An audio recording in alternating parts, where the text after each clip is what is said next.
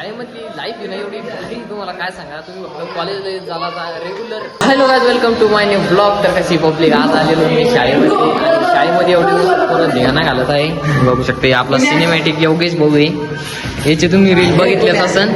आणि या मुलांचं म्हणणं होतं की आम्हाला तो ब्लॉकमध्ये घेतच नाही कधी, तर असायला ब्लॉकमध्ये घेतलं. आपला पवन भाऊ आणि जालना किंग मेकर अध्यक्ष, म्हणजे जालन्याचे डायरेक्ट डॉन आहे ना, डॉनगिरी याच्यापासून चालू होती. आणि आपला कुणाल पांड्या, याला ओळखलं नसेल तुम्ही, नवीन हे आपला कुणाल पांड्या सिनेमॅटिकवाला आहे. आणि हा पण आयफोन त्याचाच आहे. आणि फ्री फायरचं एवढं लागणारे पोरायला हे असे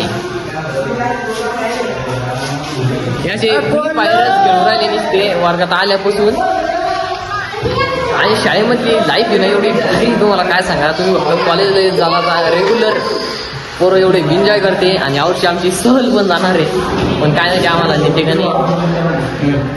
हे पवन आहे, याला तर ज्ञानारच नाही सहलीला, कारण की हे पोरं ना काही एवढी सळी करते.